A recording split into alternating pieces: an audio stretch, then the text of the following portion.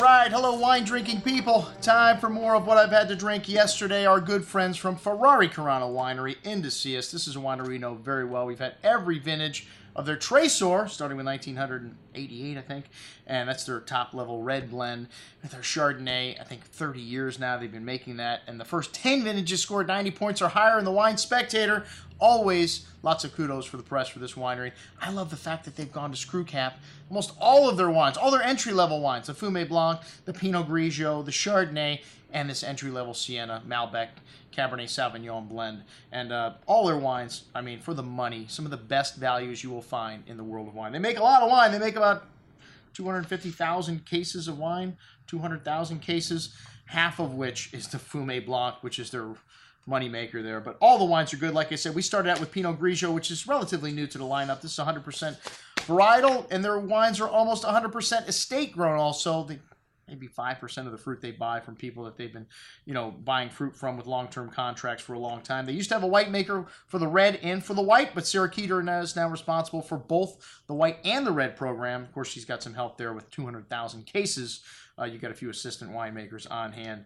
But nice amount of fresh pear and apple blossom fruit on the nose here with this Pinot Grigio. Really nice weight in the mid-palate for a Pinot Grigio on the tongue. Some of them just can be too light and watery, but a nice pleasant finish, that wet stone and floral highlights showing very good juice at $14.25. The Fumé Blanc, like I said, which they make over almost half of their production in, and a third of this wine sees a little bit of old oak to give it a little richness. And this wine's got a little bit of that fresh cut grass to it, some nice green melon and fig fruits, nice richness on the palate for a Sauvignon Blanc, that melon, and a little bit of a nice savory quality to the finish. Maybe not quite as savory as like a New Zealand Sauvignon Blanc, but definitely California style. Very good, $14.25.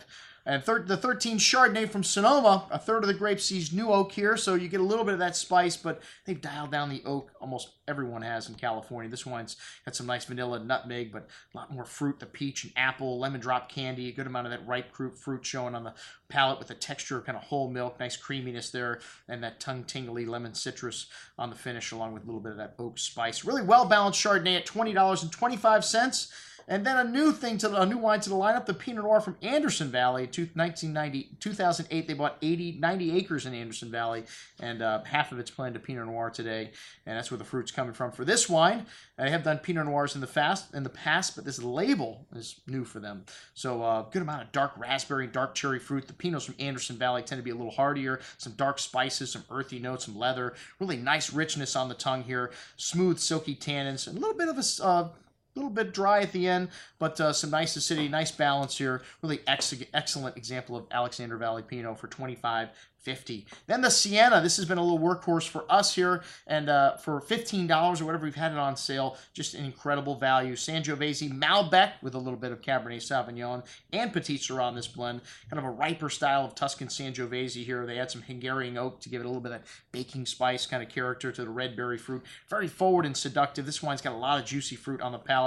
Nice little hint of spice. A very easy drinking wine. Maybe a little fruitier than most of the Italian versions of the Sangiovese blend, but really unique to California, the Sangiovese Malbec blend. The Ferrari Carano Alexander Valley Cabernet. This wine's got a touch of Syrah in it, and it's not the first year they've added Syrah in it. The blend does change every year. That adds a little roundness and softness to the Cabernet, makes it more drinkable. And this wine has a beautiful nose of cherries, plums, and notes of milk chocolate, some loamy, earthy character there as well. Lots of currant and cassis-berry fruit showing on the tongue. Silky, smooth tannins, and a nice hint of tobacco spice. The 2012 vintage, very forward and showy, but this wine's got lovely balance. It'll last for several years in your cellar. The Sonoma wines tend to mature a little quicker, so 5 to 8 maybe, but very drinkable style, excellent juice. And at $28.50, a great little value. No Tresor today. We're waiting on the 2012 release, but you can count on an offer on that wine when it comes in, one of our favorites from Sonoma. That's what we had to drink with our friends from Ferrari Carano Winery. I'm your host, Andrew Lamposoni, signing off for the Wine Watch, saying remember, always drink the good stuff first.